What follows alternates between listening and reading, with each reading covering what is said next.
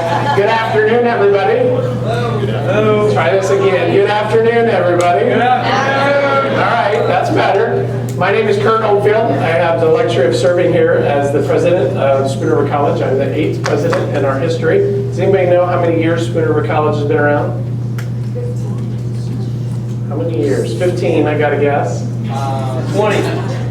Joel says 20. Any others? 64. 60. You're close. 60 years. 1959. October 17th of 1959, Spoon River College was started. And in May of 1995, I was a graduate of Spoon River College. So I was a student here just like all of you.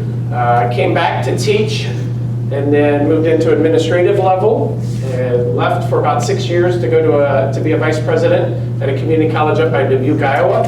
And then in 2012 was selected to be the 8th president here at Spoon River College. So welcome all to today's theme presentation, and we're going to go ahead and get started. Now that you know a little bit about me, you're going to learn a little bit more as we go along, and we're going to see how liberal arts fits into the workplace today. So my question to you, what career performs all of these tasks? An economist, an accountant, a meteorologist, a chemist, botanist, philosopher, nutritionist, statistician, marketer, veterinarian, mathematician, technology coordinator, finance manager, politician. You might see that last one. Because I made an error. What career does all of this? Mrs. Dalpiez? An agriculturist. An agriculturalist, do you think? It is an agriculturalist. So a little bit about my background. I grew up on a farm in Farmington. I graduated from there, came to Spoon River College to study agriculture, went on to get my teaching degree in agriculture. So where do you think an economist comes into play for agriculture today? I want to just show you a quick website that I use to get information. So just as an example today, if you want to just scroll down a little bit.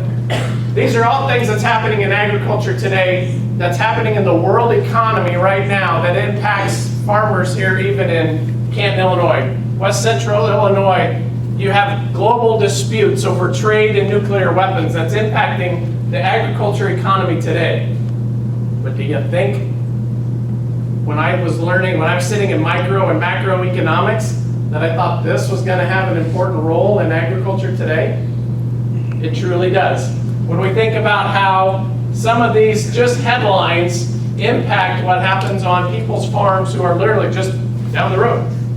What's happening in the news today is impacting those commodities that a farmer down the road might be working on. So when you think about what we're learning in class today, what we're going to talk about is how things that I learned in my time at Spoon River College and at Illinois State University impacts my role today as a farmer that I still farm with my dad up in Farmington. So the next thing that we're going to talk about when Andrea helps me get to the next slide is to then think about the other roles that we play that I talked about early on in the presentation. So one of them is a meteorologist.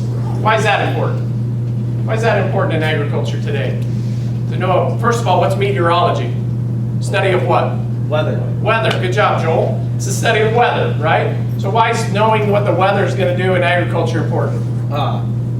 Joel? So that they would see is the crop's going to grow, is it going to rain? Right. Because obviously crops need water. They need water to rain. And what happens if we get too much water? They die. If we don't get enough, They will. They die. They will. So, but also as an economist, we also have to know accounting, right?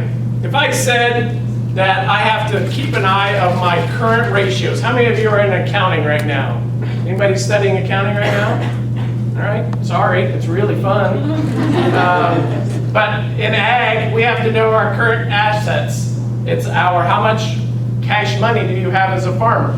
So the current assets versus the current liabilities. So the bills that I have to pay within the next year versus the revenue. What happens if I have too many bills and not enough revenue? What happens if I have too many bills and not enough revenue? In your life, what happens? You'll be in debt. You're in debt, right? Or you file bankruptcy.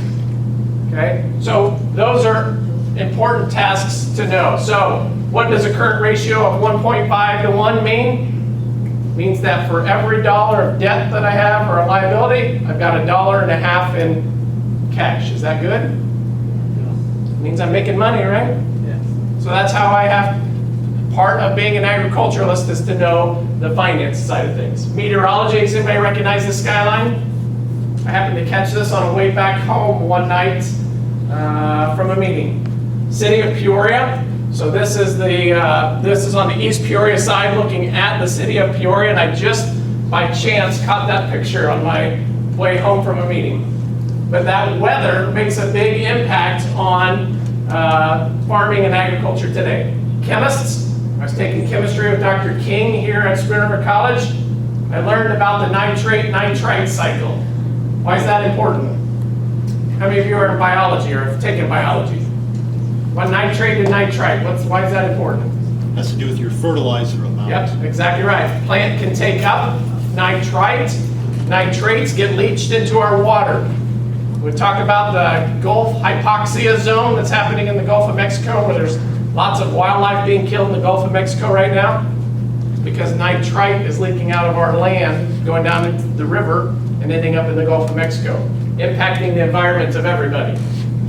I also have to be a botanist. These are weeds that we have to know from when they're very small, so you know what chemical to use to get rid of them or how to get rid of those weeds that are in your field. On the other side is a picture of soybean growth. That's important because you have to know the appropriate herbicide, fertilizer timing that's put on, and also for yield estimates as we move forward. So I got this quote up here from Will Rogers, and this is my philosopher part of it. Dr. Zellman, I hope, will be proud of me here, that a farmer has to be an optimist, or I still wouldn't be a farmer.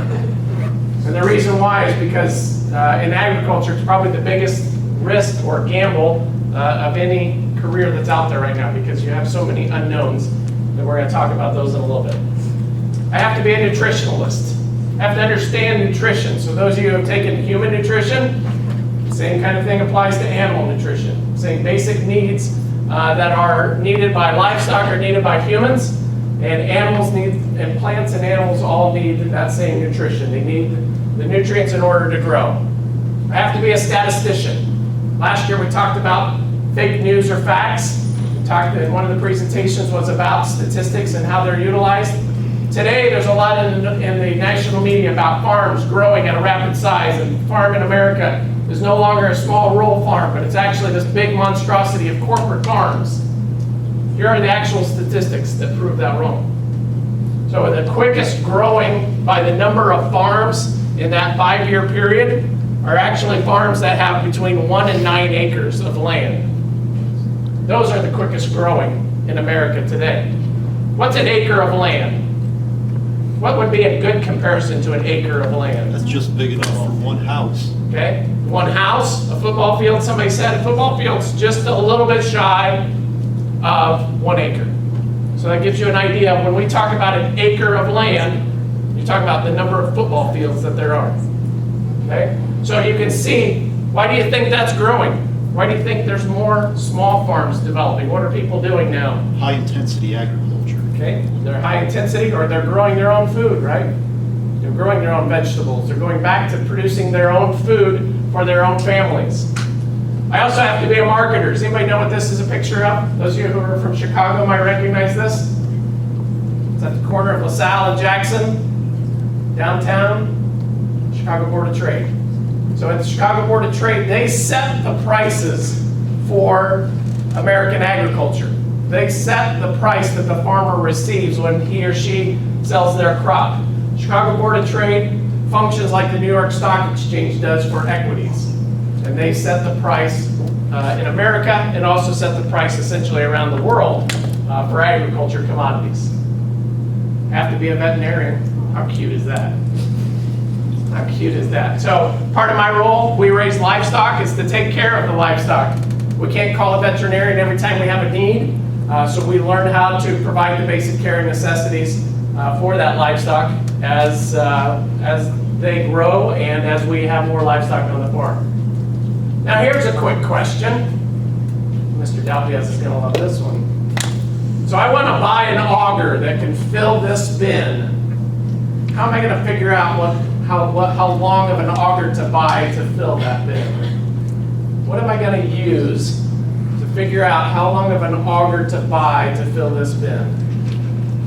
Geometry and Geometry and trigonometry.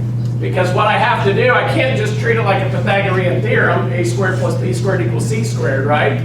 Because I have to have a certain angle, certain incline, because we know that the grain won't go just straight up and down. It's got to have a gradual incline to it. So I've got to use my sine and cosine from trigonometry to figure out the angle of my triangle, to then figure out how long my hypotenuse is going to be for my auger. So I use trigonometry that Mr. Smith taught me here at Spoon River College today to figure those things out.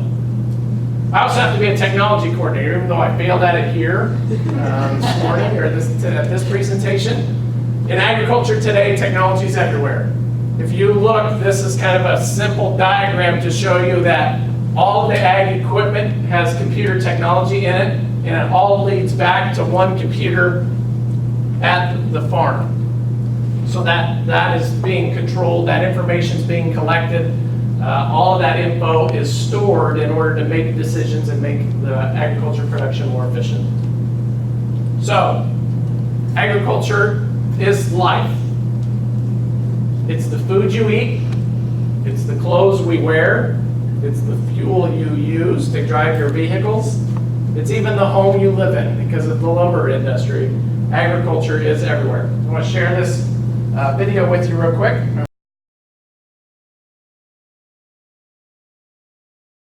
Is that all of us are involved in agriculture today. And so how are you going to use what you learned in your liberal arts classes for today? First of all, I would argue that they're not two separate things. That as you can see, I've learned through my experiences at the college and through life in general that they're not separate. They're actually intertwined. That there's no such thing as career and tech classes and liberal arts classes. They're intertwined and they're interwoven in a way that you as a student utilize both as you go along, because we have that need for you in the future when you go out into the workforce to have those skills that you take with you. So when we talk to employers and we go out and visit with employers on a pretty regular basis, we ask them, well, what's important for a college grad to be able to have to bring to your place of employment as you hire them? What's important for you to consider in hiring a graduate, either Spoon River College, any university, any college around the area that they draw people in? Here's what they said. They said show up, first of all. Just simply showing up is now a hiring credential for our employers in this area. They said you're amazed by the number of people who will take a position and on the first day of the job quit that position. Or not even show up for the first day. Don't be that person. Honor your commitment and show up and do what you agreed to do when you interviewed. There's nothing bad if you're in an interview and you don't feel like it's a good fit.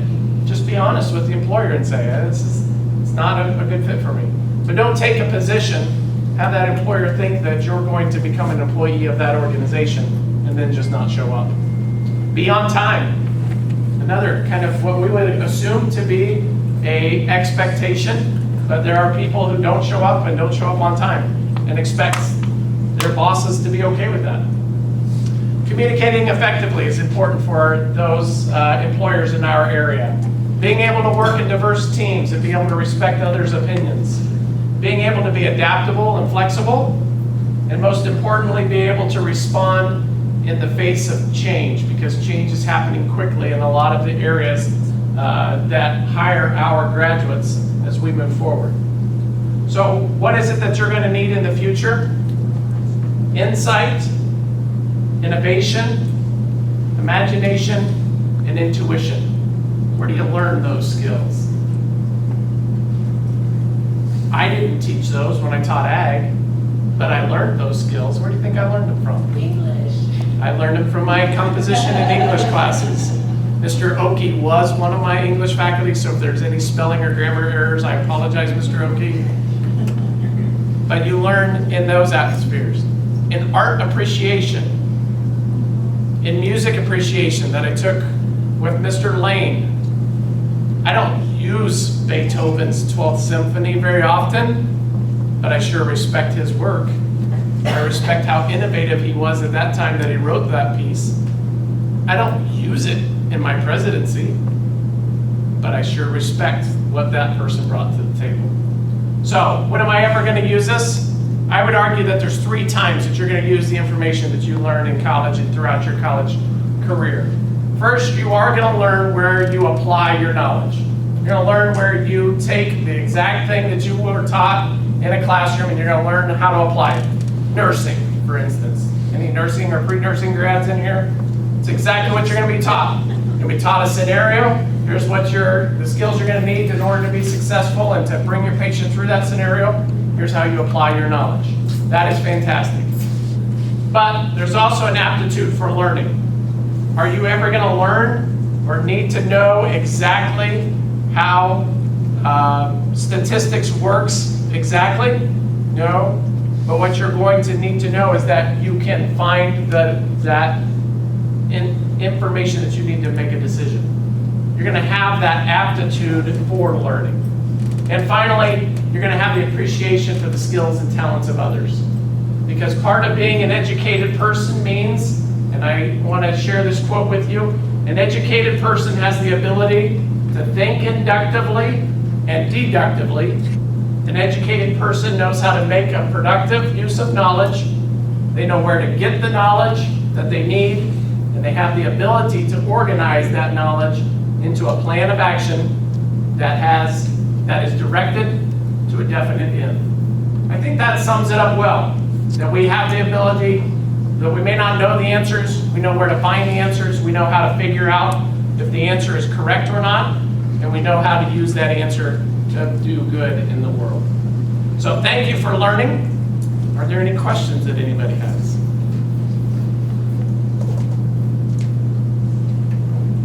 Wow, either put you all to sleep, did a very bad job, or answered all of your questions. I'm going with option C. Thank you all.